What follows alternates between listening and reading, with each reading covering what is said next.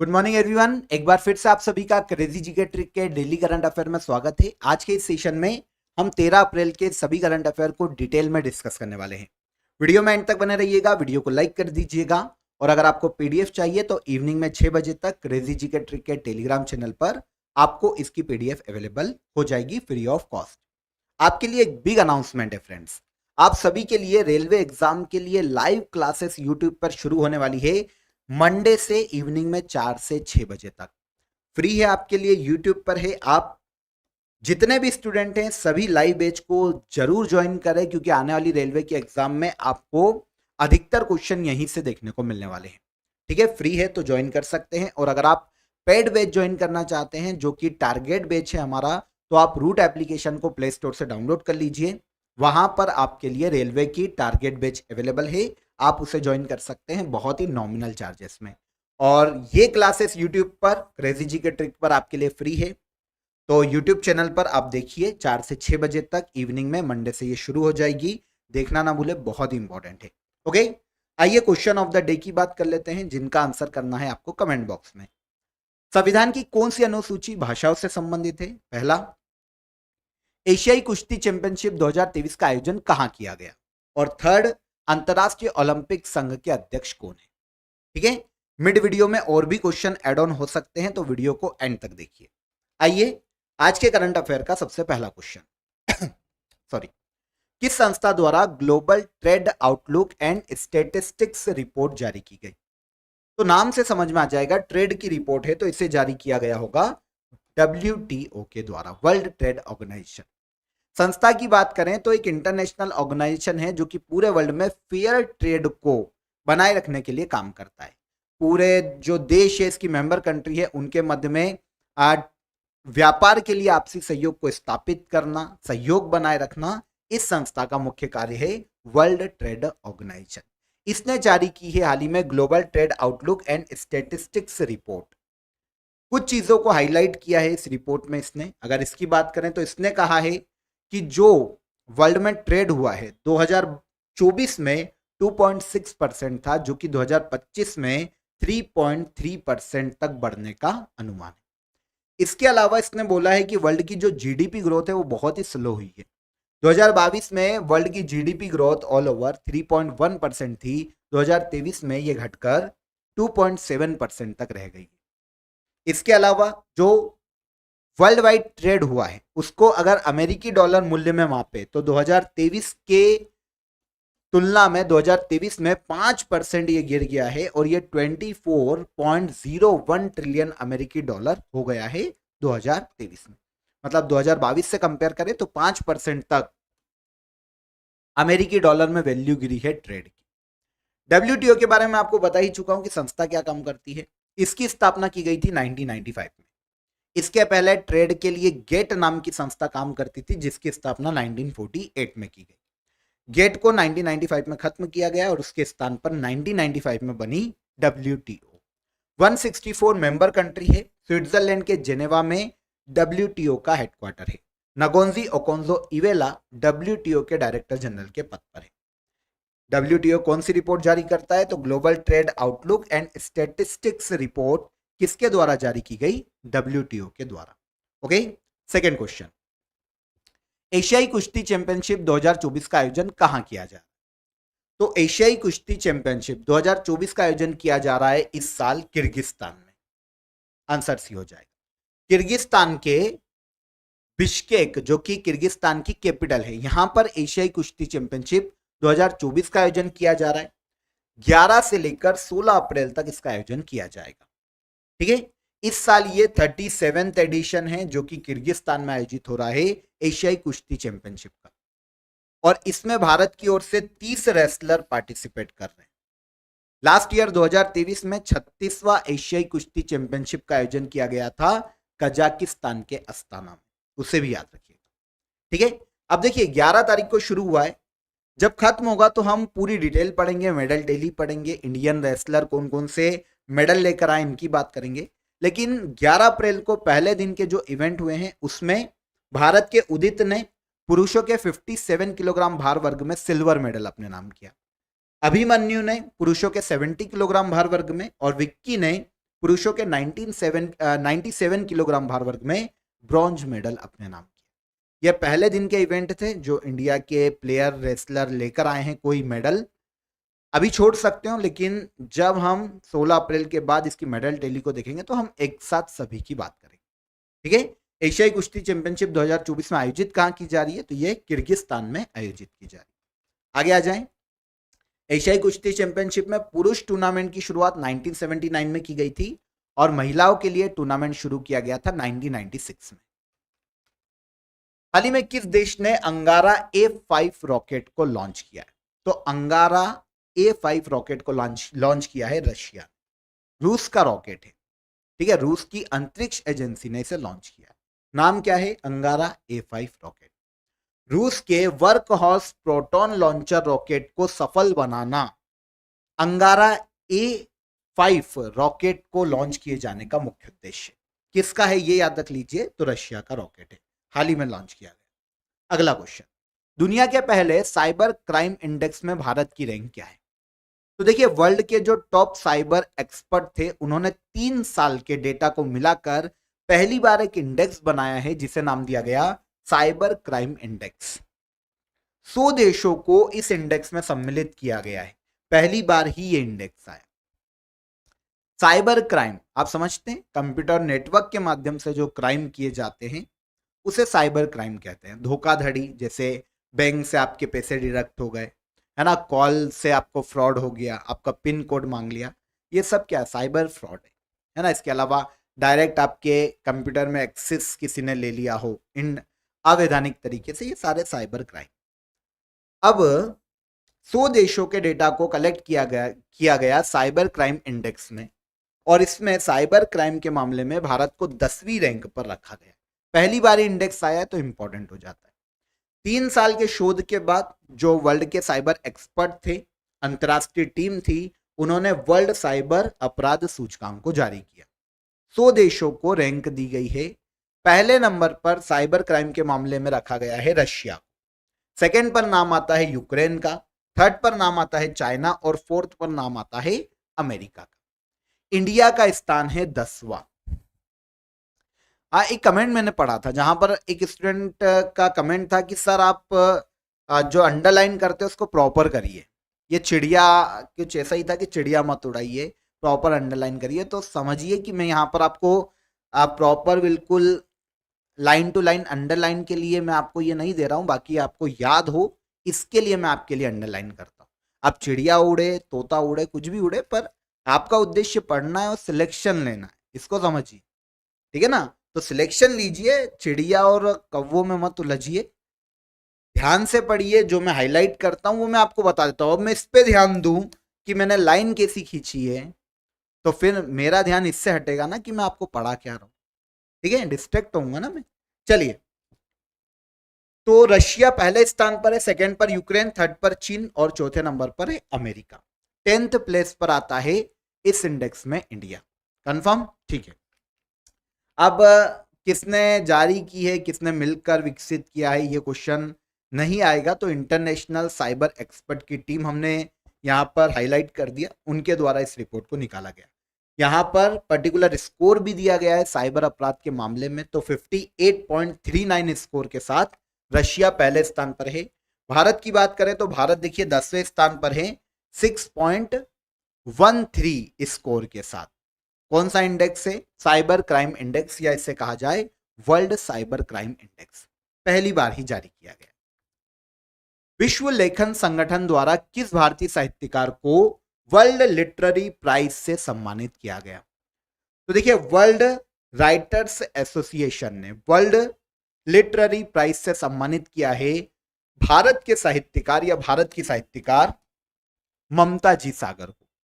ममता जी सागर की बात करें तो कर्नाटक के बेंगलुरु से बिलोंग करती है और कन्नड़ भाषा की साहित्यकार। यह भी आपके लिए एक इंपॉर्टेंट फैक्ट है। ममता जी सागर कन्नड़ भाषा की साहित्यकार हैं जिन्हें वर्ल्ड लिटरेरी प्राइज हाल ही में दिया गया। याद रहेगा, कंफ्यूज मत होइएगा। ठीक है, कन्नड़ कवि और नाटककार हैं ममता जी सागर, जिन्हें विश्व लेखन संगठन द्वारा साहित्य के क्षेत्र में उनके योगदान के लिए, कन्नड़ भाषा से संबंधित है ये, साहित्य के क्षेत्र में इनके योगदान के लिए विश्व साहित्यिक पुरस्कार दिया गया। ये जो अवार्ड है नाइजीरिया के अबुजा में आयोजित किया गया था और यहीं पर इन्हें दिया गया। ठीक है ना। तो विश्व साहित्यिक पुरस्कार किसे दिया गया? तो भारत की ममता जी सागर को दिया गया। आगे आइए, किस भारतीय को American president gold volunteer service award 2024 से सम्मानित किया गया? तो ये इंडियन है भारत के लोकेश मुनि, जो कि एक जैन मुनि है, जैन संत, जैन मुनि लोकेश मुनि। इन्हें American president gold volunteer service award 2024 से हाल ही में सम्मानित किया गया। देखिए, यह अवार्ड की पहले बात करते हैं तो आप समझिए कि वॉलेंटियर को अमेरिका में किसी भी वॉलेंटियर को दिया जा सकता है। वर्ल्ड का कोई भी वॉलेंटियर हो जिसने अमेरिका में काम किया हो वॉलेंटियर के रूप में, तो ऐसे किसी भी वर्ल्ड के व्यक्ति को यह अवार्ड दिया जा सकता है। डिटेल में फिर बताऊंगा। ठीक है, किसे दिया गया पहले ये देखिए, लोकेश मुनि। ठीक है, यहां पर आप इनकी इमेज देख सकते हैं। जैन आचार्य है लोकेश मुनि। इन्हें अमेरिकी राष्ट्रपति ने गोल्ड वॉलेंटियर सर्विस अवार्ड से हाल ही में सम्मानित किया। ठीक है, किस लिए दिया गया? तो ह्यूमैनिटी के लिए यह पुरस्कार प्रदान किया गया। अब देखिए, दिया किसको जाता है वो समझेंगे हम। आचार्य लोकेश जैन मुनि है कौन? तो भारत में एक गैर सरकारी संगठन अहिंसा विश्व भारत और विश्व शांति केंद्र, ये एक संस्थान है, इसके संस्थापक है, इंडियन है। अब अमेरिका में क्यों दिया गया? तो देखिए, अमेरिका में ये जो अवार्ड है 2003 में शुरू किया गया था उस वक्त के प्रेसिडेंट जॉर्ज बुश के द्वारा। अमेरिका में उस व्यक्ति को यह अवार्ड दिया जा सकता है जिसने अमेरिका में कम से कम 500 घंटे वॉलेंटियर के रूप में काम किया, अपनी सेवा प्रदान की हो, सर्विस दी हो वॉलेंटियर के रूप में, और उस सर्विस का पॉजिटिव इफेक्ट आया हो वहां पर लोगों पर या समाज पर। तो ऐसे किसी भी व्यक्ति को, चाहे किसी भी देश से बिलोंग करता हो, ऐसे किसी भी व्यक्ति को American president volunteer service award से सम्मानित किया जा सकता है। 2024 का यह अवार्ड भारत के आचार्य लोकेश मुनि को दिया गया। ठीक है, आगे बढ़िए, एक सेकंड रुकिएगा। चलिए, भारत के किस राज्य में विश्व का सबसे बड़ा रिन्यूएबल एनर्जी पार्क बनाया जाएगा?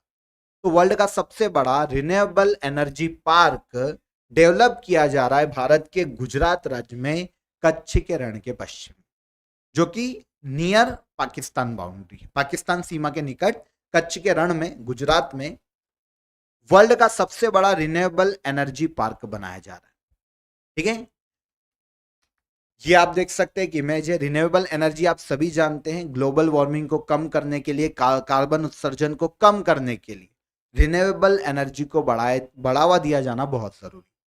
ठीक है ना, सौर ऊर्जा, पवन ऊर्जा, ये सब रिन्यूएबल एनर्जी। तो ये हाइब्रिड मॉडल है जहां पर दोनों तरह की, मतलब सौर ऊर्जा और पवन ऊर्जा दोनों पर काम किया जा रहा है एक साथ। तो गुजरात के कच्छ के खावड़ा में एक गांव है खावड़ा, यहां पर भारत में दुनिया का सबसे बड़ा रिन्यूएबल एनर्जी पार्क बनाया जा रहा है। देखिए, 538 वर्ग किलोमीटर एरिया में यह फैला होगा। पेरिस का जो एरिया है उससे 5 गुना ज्यादा है, 538 वर्ग किलोमीटर एरिया में यह फैला होगा। ठीक है, इसकी बात करें तो 1.5 लाख करोड़ इसकी लागत आने वाली है। टोटल 30,000 मेगावाट इसकी विद्युत उत्पादन क्षमता होगी। 30,000 मेगावाट में से 26,000 मेगावाट सौर ऊर्जा से आएगी और बाकी का 4,000 मेगावाट पवन ऊर्जा से बनाया जाएगा रिन्यूएबल एनर्जी। ठीक है ना, तो 30,000 मेगावाट का ये पार्क है जो कि दुनिया का सबसे बड़ा रिन्यूएबल एनर्जी पार्क है। इस साल दिसंबर के एंड तक 50% काम पूरा कर लिया जाएगा और ऑलमोस्ट 14,000 मेगावाट का उत्पादन शुरू भी हो जाएगा। लेकिन ऑल ओवर 30,000 मेगावाट की ये परियोजना है। ठीक है ना, गुजरात में कहां पर है? कच्छ के खावड़ा में। ठीक है, अडानी ग्रुप इसमें लगा हुआ है। अडानी ग्रुप के पास इसका काफी सारे और भी इंस्टीट्यूशन इन्वॉल्व है, लेकिन मेनली यहां पर अडानी ग्रुप काम कर रहा है। ठीक है ना, तो 30,000 मेगावाट का विद्युत उत्पादन क्षमता का लक्ष्य रखा गया है, 5 साल में पूरी तरह से डेवलप हो जाएगा। किस देश ने विश्व व्यापार संगठन में चावल के लिए शांति खंड, मतलब द पीस क्लॉज लागू किया है? तो चावल के लिए 5वीं बार लगातार पीस क्लॉज लागू किया है WTO में इंडिया ने। अब आपको समझ नहीं आया कि सर ये द पीस क्लॉज क्या है, पीस क्लॉज क्या है, तो आगे समझिए। देखिए, भारत ने WTO, एक्चुअल में होता क्या है कि चावल के लिए कृषि समझौता जो है वर्ल्ड ट्रेड ऑर्गेनाइजेशन का, उसके तहत चावल के लिए न्यूनतम 10% की मतलब एक ऑन एवरेज 10% तक की सब्सिडी दी जा सकती है। लेकिन कुछ विकासशील देश ऐसे हैं जिनको इसमें छूट दी गई है कि वो इससे ज्यादा भी अगर सब्सिडी देते हैं अपने चावल किसानों को तो उनको उल्लंघन नहीं माना जाएगा डब्ल्यूटीओ की इस ट्रीटी का या इस समझौते का। विकसित देश नहीं कर सकते, लेकिन विकासशील देश 10% से ज्यादा भी अगर कभी सब्सिडी देते हैं तो ठीक है, उनके लिए वो प्रावधान कुछ किए गए हैं, कुछ छूट दी गई। अब अगर 10% से ज्यादा सब्सिडी दी जाती है चावल पर तो वो है पीस क्लॉज का, उसके ऊपर चली जाती है। मतलब पहले 10% ही है लेकिन उसके ऊपर भी कुछ दे देते हैं तो फिर पीस क्लॉज अनाउंस करना पड़ता है डब्ल्यूटीओ में। अब भारत ने क्या किया है कि डब्ल्यूटीओ को बताया है कि 2022-23 में, पिछले 4 साल से तो हो ही रहा है, 2022-23 में भी भारत के चावल उत्पादन का मूल्य $52.8 बिलियन है, जिसमें से किसानों को $6.39 बिलियन की सब्सिडी दी गई है भारत में, एक फेयर ट्रेड को बनाए रखने के लिए इंटरनेशनली लेवल पर। सभी देश जो कि डब्ल्यूटीओ के मेंबर हैं उनको ये बोल सकते हैं कि उनको कहा गया है कि भाई वो 10% से ज्यादा सब्सिडी नहीं दे सकते, लेकिन भारत ने इस बार 12% सब्सिडी दी है। 10% एक सीमा है, इसका उल्लंघन किया है इंडिया ने वैश्विक व्यापार के नियमों के अनुसार। 10% की सीमा है कि सब्सिडी दे सकते हो आप चावल पर, लेकिन इंडिया ने दी है इस साल 12% और लगातार 5 बार से हम 10% से ज्यादा ही सब्सिडी दे रहे। अब इंडिया बचेगा क्यों? मतलब ट्रीटी का तो उल्लंघन हुआ है ना, तो इसके लिए एक और ट्रीटी हुई थी 2013 में, डब्ल्यूटीओ की बाली मंत्री परिषद या मंत्री स्तरीय एक बैठक हुई थी बाली में 2013 में, और इसमें कहा गया था कि भाई हम विकासशील देशों को इसमें छूट दे रहे हैं कि वो 10% से ज्यादा भी सब्सिडी दे सकते हैं अपने किसानों को, क्योंकि उनको अभी डेवलप करना है। तो इंडिया ने भी अनाउंस किया है, यही कहलाता है पीस क्लॉज। इंडिया ने अनाउंस किया है कि हमने पीस क्लॉज का यूज किया है, हम व्यापार के लिए सब्सिडी नहीं दे रहे, बल्कि हमारी खाद्यान्न की जो जरूरत है देश में, जितना हमको खाने के लिए चाहिए उतना तो हम उगाएं और किसानों को इसके लिए प्रोत्साहित करें, इसलिए हमने सब्सिडी बढ़ाई। वर्ल्ड ट्रेड, हमको विश्व में उसका व्यापार नहीं करना, हमको अपनी जरूरतों को पूरा करने के लिए ये काम करना पड़ा। तो यही है पीस क्लॉज जो कि विकासशील देशों को छूट देता है। तो भारत ने लगातार 5वीं बार पीस क्लॉज अनाउंस किया है डब्ल्यूटीओ में। ठीक है, चल। भारत में ब्रिटेन की पहली महिला उच्चायुक्त किसे नियुक्त किया गया? तो भारत में ब्रिटेन की पहली महिला उच्चायुक्त नियुक्ति की गई, जिन्हें कहा जाता है high commissioner to India Lindy Cameron. Answer हो जाएगा आंसर ए। ठीक है, यहां पर आप इमेज देख सकते हैं। ब्रिटिश उच्चायोग में, ब्रिटिश हाई कमीशन में अपॉइंट की गई है Linda Cameron, first female high commissioner to India. ठीक है, भारत की ओर से पहली फीमेल है जो कि ब्रिटेन में, ब्रिटेन की पहली महिला उच्चायुक्त नियुक्त की गई। कौन है ये? Lindy Cameron. ठीक है, चलिए आगे आते। लास्ट क्वेश्चन है हमारा, चर्चा में रहा वायनाड वाइल्ड लाइफ सेंचुरी किस राज्य में स्थित? तो वायनाड वाइल्ड लाइफ सेंचुरी की बात करें तो आपको नाम से समझ में आएगा, राहुल गांधी वायनाड से लोकसभा के सांसद है ना, तो कहां आता है? केरल में। आंसर हो जाएगा आंसर भी। अब आपके दिमाग में आएगा कि वायनाड वाइल्ड लाइफ सेंचुरी अभी सुर्खियों में क्यों है? तो हाल ही में इस सेंचुरी में सुल्तान बाथरी वन रेंज में आग लग गई, जिसके कारण 100 हेक्टेयर का जंगल जल गया है वायनाड वाइल्ड लाइफ सेंचुरी। ठीक है, केरल राज्य की सेंचुरी है, याद रखिएगा। ठीक है, पश्चिमी घाट में केरल के वायनाड में स्थित है। नीलगिरी बायोस्फीयर्स रिजर्व का एक पार्ट है जो कि यूनेस्को की वर्ल्ड हेरिटेज साइट में भी शामिल। कौन? नीलगिरी बायोस्फीयर्स रिजर्व, इसी का एक पार्ट है वायनाड वाइल्ड लाइफ सेंचुरी। यहां पर केरल के अगर हम नेशनल पार्क की बात करते हैं तो हमें याद रखना चाहिए silent valley national park Kerala में। ठीक है, अशांत घाटी भी बोलते हैं, एग्जाम में काफी पूछा जाता है। पेरियार नेशनल पार्क केरल में। मेथिकेतन नेशनल पार्क कहां पर है? केरल। ठीक है, और इसके अलावा Anamudi national park Kerala, Ernakulam national park Kerala. यहां पर आप मैप में देखेंगे तो साइलेंट वैली, अर्नाकुलम, ठीक है, अन्नामुडी, मेथी के तन और ये है पेरियार नेशनल पार्क। ठीक है, तो 5 नेशनल पार्क हमको देखने को मिलते हैं केरल राज्य में, और वायनाड वाइल्ड लाइफ सेंचुरी भी कहाँ है, भारत के केरल राज्य में। कंफर्म। तो यहां पर हमने 13 अप्रैल के सभी करंट अफेयर को डिटेल में समझा। आगे बढ़ने से पहले रेलवे टारगेट बैच के बारे में मैं आपको बता चुका हूं। लाइव क्लासेस यूट्यूब पर भी रहेगी फ्री ऑफ कॉस्ट, मंडे से इवनिंग में 4 बजे से, और टारगेट बैच आपका एप्लीकेशन में अवेलेबल है बहुत ही नॉमिनल चार्जेस में, आप इसे ज्वाइन कर सकते हैं। रेलवे की जितनी भी एग्जाम्स आने वाली है उनके लिए ये सिंगल बैच है, सभी कवर हो जाएगी एक साथ। ओके, लाइव क्लासेस यहां भी रहेगी, रिकॉर्डेड बैच रहेगी एप्लीकेशन में ही, और मॉक टेस्ट भी आपको एप्लीकेशन में ही मिल जाएंगे। इसके अलावा हमारे ऑल सब्जेक्ट जीएस के जो हैं उनका ई बुक कलेक्शन भी अब आपके लिए क्रेजी जीके ट्रिक के रूट एप्लीकेशन पर अवेलेबल है। इंडिया की हर एग्जाम में, चाहे स्टेट की एग्जाम हो सेंट्रल की एग्जाम हो, सभी कवर हो जाएगी। सारे जीएस के सब्जेक्ट यहीं पर एक सिंगल ई बुक में आपके कवर हो जाएंगे। कोई भी डाउट आता है तो आप नीचे दिए गए नंबर पर भी कॉल कर सकते हैं। ओके, आइए लास्ट डे के करंट अफेयर का रिवीजन कर लेते हैं। क्यूएस वर्ल्ड यूनिवर्सिटी रैंकिंग 2024 में भारत के कुल कितनी यूनिवर्सिटी शामिल है, तो यह है 69। जगजीत पवाडिया को अंतरराष्ट्रीय नारकोटिक्स कंट्रोल बोर्ड के मेंबर के रूप में चुना गया। इसका हेडक्वार्टर कहां है, तो यह स्विट्जरलैंड के जेनेवा में स्थित है। आसियान देशों में अपनी चल रही विदेशी तैनाती के हिस्से के रूप में भारत का कौन सा जहाज ब्रुनई मुएरा पहुंचा है, तो यह पहुंचा है समुद्र पहरेदार। सरहुल त्योहार किस राज्य में मनाया जाता है, तो यह मनाया जाता है भारत के झारखंड राज्य में। चर्चा में रहा सी डॉम डिफेंस सिस्टम किस देश का है, तो यह है इजराइल का। इसके बाद एशियाई विकास बैंक ने फाइनेंशियल ईयर 2024-25 के लिए भारत की जीडीपी ग्रोथ 7% रहने का अनुमान लगाया है।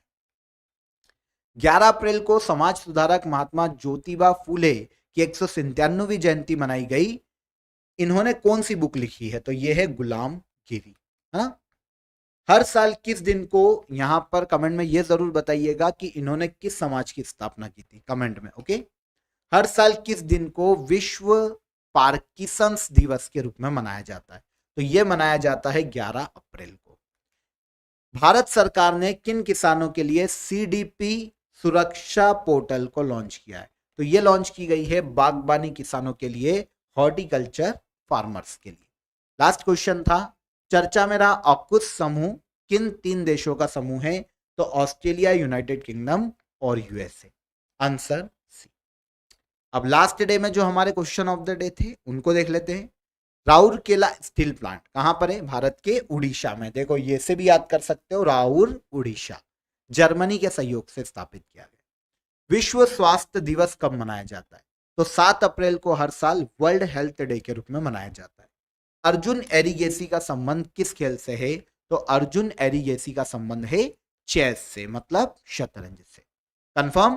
तो यहां पर लास्ट डे के सभी क्वेश्चन हमने कवर कर लिए, क्वेश्चन ऑफ द डे के भी, और आज के करंट अफेयर को भी हमने डिटेल में समझ लिया। वीडियो पसंद आया तो वीडियो को लाइक करना मत भूलिए, कमेंट में आंसर जरूर कीजिएगा क्वेश्चन के। कल फिर मुलाकात करेंगे नेक्स्ट डे के करंट अफेयर में, तब तक अपना ख्याल रखिए। जय हिंद, जय भारत।